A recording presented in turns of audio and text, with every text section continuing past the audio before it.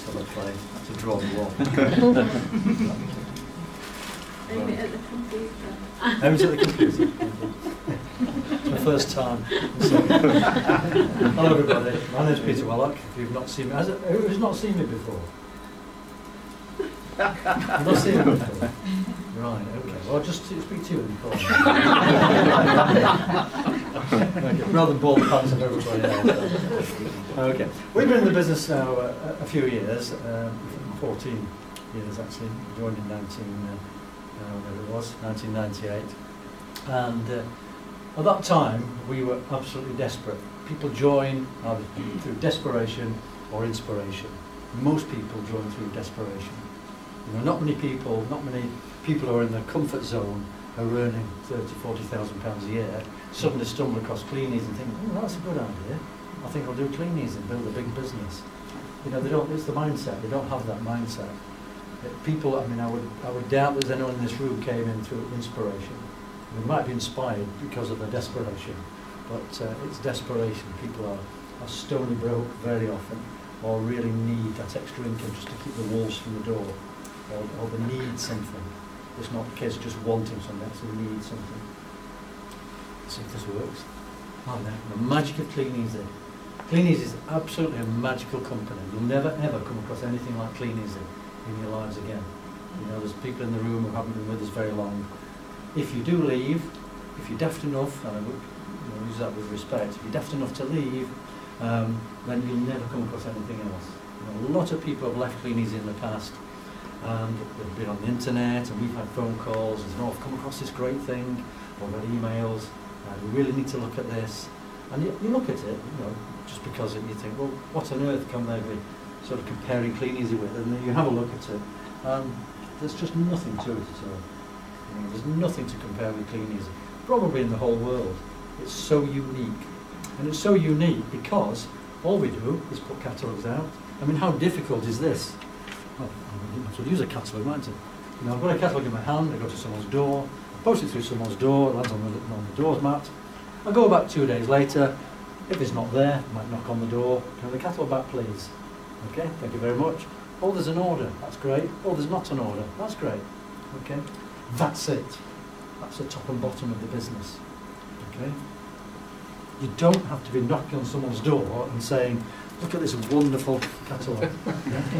Would you like this? You know, there's a complete luggage set there, John. Would you like to buy that? Go on. I've made a sale there. That's well, I'm not here to give you any training, because you get expert training anyway from your own team, from David and company.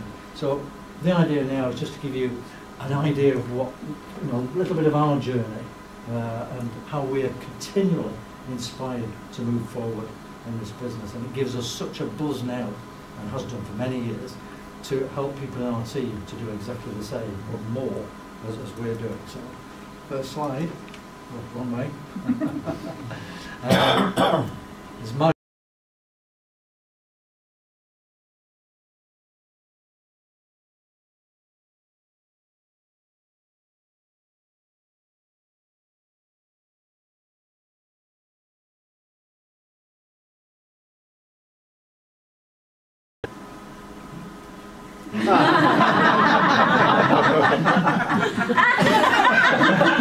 that's enough, Rose.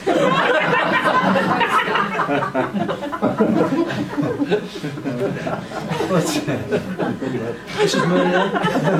Myrna's a researcher for United Television, mixed with lots of the big stars, sometimes with Hollywood stars as well. Natalie Wood, wasn't that? That was the name of the thing. Natalie Wood.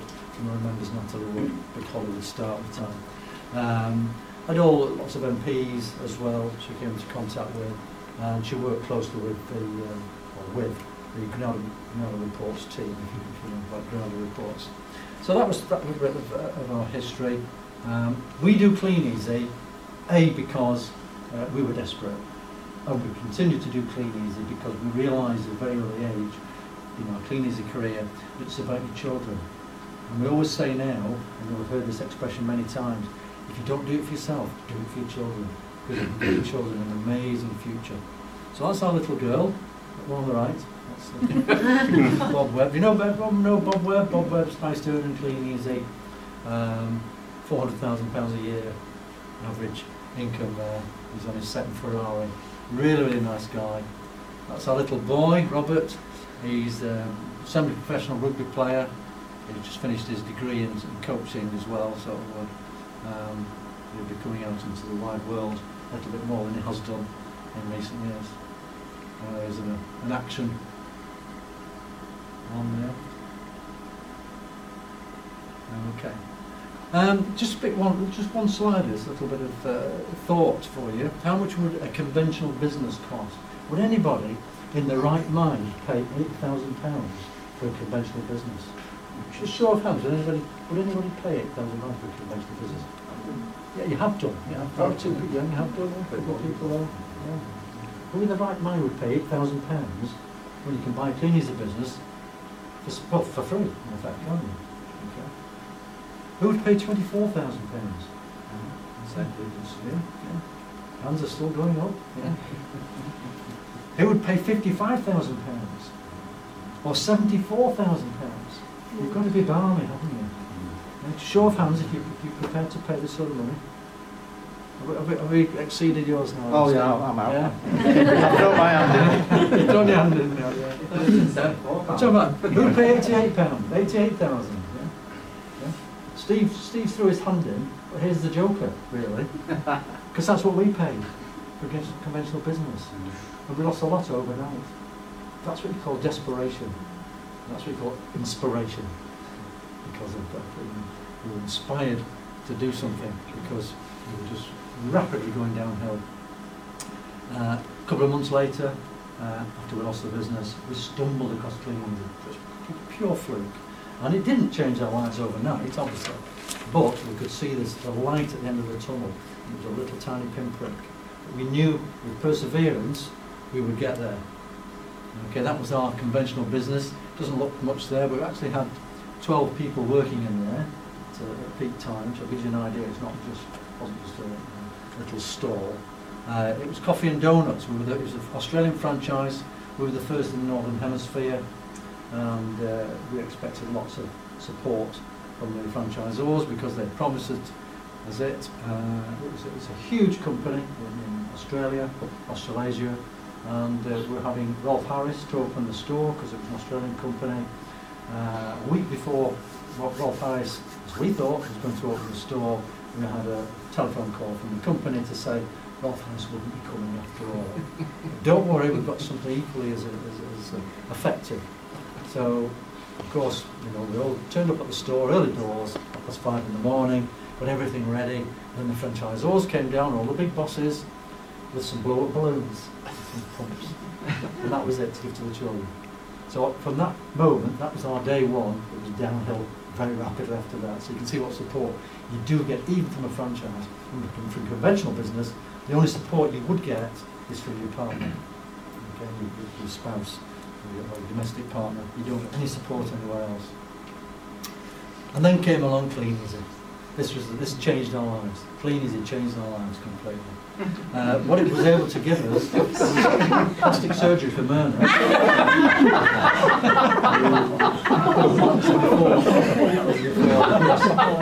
You've seen those. Okay. Mini Cooper. What a Mini Cooper in 2009. They always say with the cars, you can do what you like with them. You can sell them. You can part exchange them. One guy wrote his off on the way back from the conference. And we thought, well, we'd just be a bit out of the ordinary. We had ours stolen. But they did replace it. One of our cheques, £5,000. £5,009.21. Now, some of you think, I got the 21. No. I got the £9.21. Okay. A few of the conferences we've been on, Cavalieri Hilton, that's a view over Rome from the hotel. If you know the Cavalieri Hilton in Rome, it's one of the top hotels in the world, actually. It's a magnificent hotel. It's where the footballers stay when they play in Rome. Football's more of the world, not just the UK. Palace of the Lost City, we've been there twice now with Clean Easy. That's listed in the top 10 hotels in the world. That's a 6-star hotel. I'm not saying, look what we've done. This is what's available. We went to, we'll see later, we went to New York with 16 members of our team. That's not unique in Clean Easy. It's not just about us. It's about helping the team as well. And it's just so easy to qualify for. I mean, it was so very easy. Even Dave Burt was looking. So Dave, but actually, she had Angie there to push him along, didn't she? So, there's a lake at Sun City. I don't want it to be interactive as such, but there's a lake in the middle of Sun City. Sun City is about 30 miles from Johannesburg in South Africa. And it's cordoned off from the rest of the world. It's like a big Butlins holiday camp, if you like. But you go in, you drive through the gates, armed guards at the gates, and as you drive through, you're lucky if you see another hotel. There's about 5 hotels in Sun City. But right in the middle of the complex, it's hundreds of square miles wide. It's on the side of the Petersburg Plains, excuse me, in Johannesburg. There's a huge lake, you can see part of it from there. Obviously that's taken from the boat, or one of the boats, and it's cut off from the rest of the world really. And just these 5 hotels can use that lake for water sports. So you've got paragliding, that's with parasailing, with paragliding, where you're towed behind a boat in the air on a parachute. The jet skis, motorboats, water skis, things like that. And then of course, one of the mornings, because Clean Easy, they arranged for the whole of the lake to be cut off from the rest of the world. And if you were a Clean Easy distributor, you were allowed to use the lake. If you weren't a Clean Easy distributor, now that hotel, for a suite, is £6,000 a night. Okay. Can you imagine paying £6,000 a night, going and staying in that suite, and then tootling off? Well, Quid. Sweet. Oh, sweet. Fruit pastels. Thank you, David. Imagine paying £6,000 a night and then tootling off down to some water sports, and there's a ring of security men saying, sorry, if you're not with Clean Easy, you'll have to come back after lunch. It's amazing. And that's what they did. They cut the whole thing off just for Clean Easy. Grossly unfair, but if you're a Clean Easy distributor, it was great.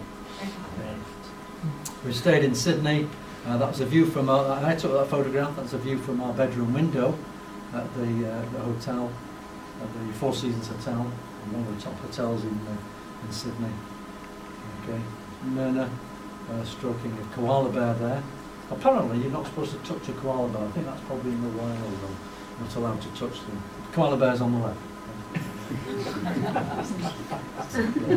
The Club Med 2, that was an amazing conference, amazing. Clean Easy hired the ship. It's the largest sailing ship in the world. I hired it for £750,000, and it was just Clean Easy on board. Just totally amazing. And we had an absolute ball. We were just island hopped for a week, and it was obviously a free bar. So we lost 4 overboard, but they were talking about joining Betterware anyway. That's one of the islands we stayed at. That's a photograph I took as a little bit of a train going up the side of the hill, mountainside. That was at Just Van Dyke. Beautiful, beautiful island. Okay. Some people on our team. Myrna there. You see Myrna there? It's Myrna. Smoking a cigar? No. Okay. No, it's Louise's toe. That's it. Sorry, that's Louise, our daughter. Of course, there's another thing about cleaners. You can if your children qualify, then you can take them with you. Okay, that's one of the fancy directors. I recognise this guy. Yeah. Director of Network Marketing, Director of whatever his title is, Network Development. Michael Catkar, really nice guy. If you've not met Michael, you're in for a treat when you do meet him. He spoke here a couple of months ago as well, so you missed him that time. Catch him next time, or get to the conferences if you did not already met him. That's us in Hong Kong. So these are that was an amazing holiday in Hong Kong. We met some really nice people there. They cordoned off. Well, not cordoned it off, but this is a village where this is a Buddha, the most famous Buddha in Ngong Ping village. And I thought perhaps at this stage, if we can ask David to actually qualify for the next conference to Dubai, you've got to be able to say Ngong Ping quickly 3 times. No. Okay, next year. Okay. There's some, you mix with a bit of the, rough as well. But fortunately, this bit of rough there was with Angie, which sort of counterbalanced it. Okay, there's Bob Webb there. And if you notice what Bob Webb's eating, you won't be able to see very well there. But it's actually a chicken's head. Yeah. Yeah. Yes. So we'd all been pecking Bob that week.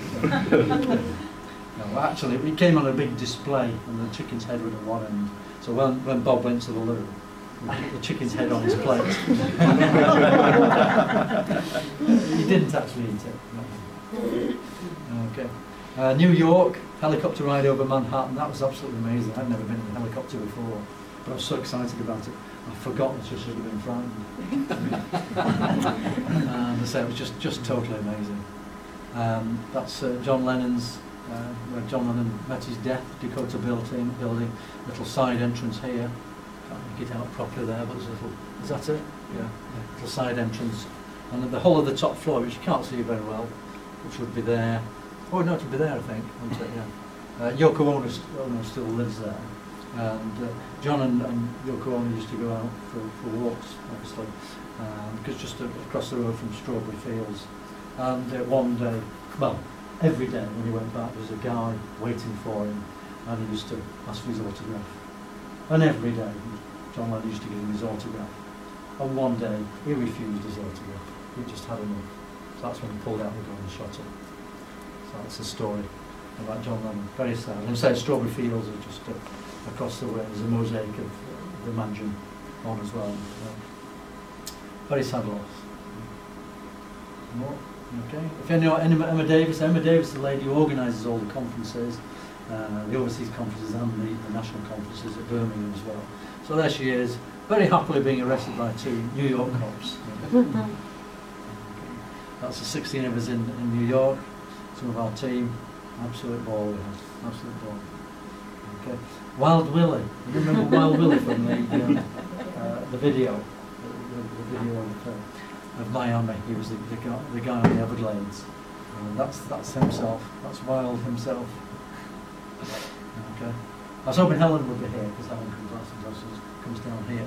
Helen Allgood. Yes, she was just done too much on the night. She hadn't really. It's just an expression. Okay. There's Neil and Rose and Albina and Bob Webb, or sort of Bob Webb and Mrs. Webb, of course, now, and Werner in the middle. You all know that one. Yeah. Paul there with some glamorous ladies, yeah, in his element. Yeah, he doesn't look very happy though, does he? Okay.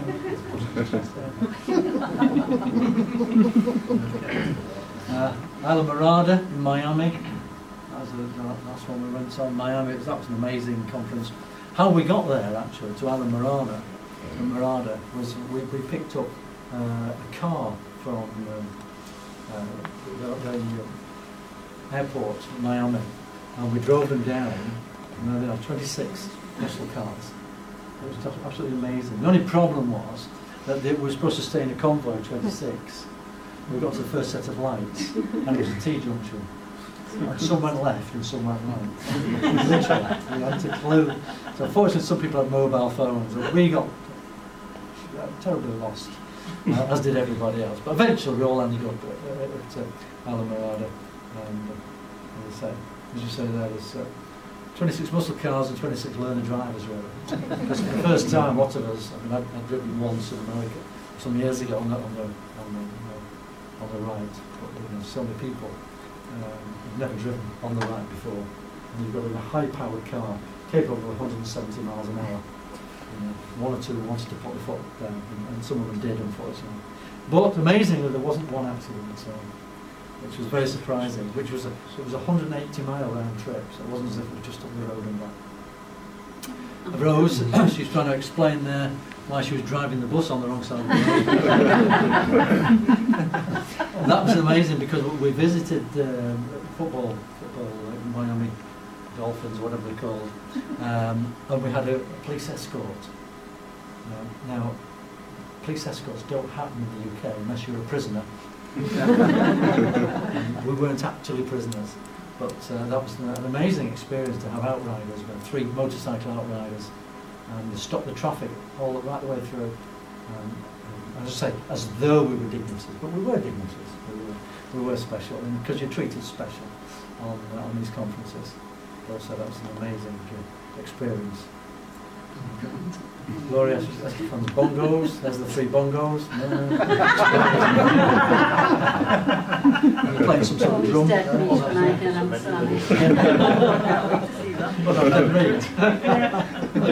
Okay, there's the American football in Miami. I'm still waiting for someone to tell me the rules. Actually, you do pick up some of the rules as you're going along, but that was an amazing experience, because even though I think the whole game, I can't remember exactly, Neil, you might remember, the whole game, if you just extracted the game time, it was about 80 minutes, wasn't it? Something like that. But it took about 4 hours, first 80 minutes. Because they did 10 minutes, and then everything stopped. Then all this would happen in the middle of the field. And there's some rah-rah ladies, and what do you call them? Cheerleaders, that's the one.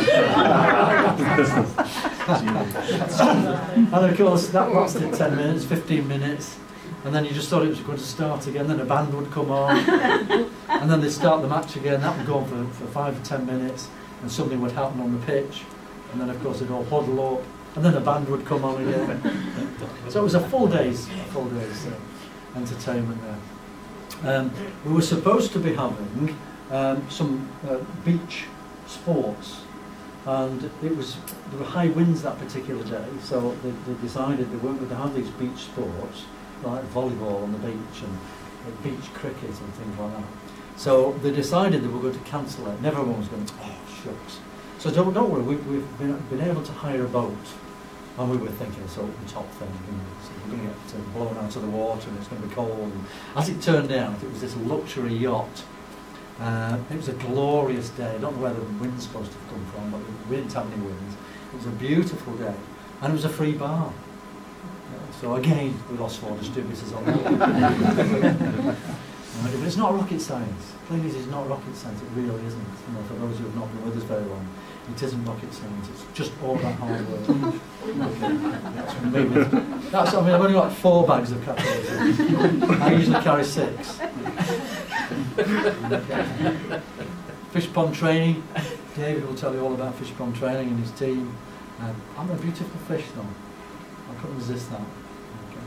And it's all about the rods in the pond. And if you want to get and have what we've had, you've got to do the work that we've done. That's the only message I can give you really.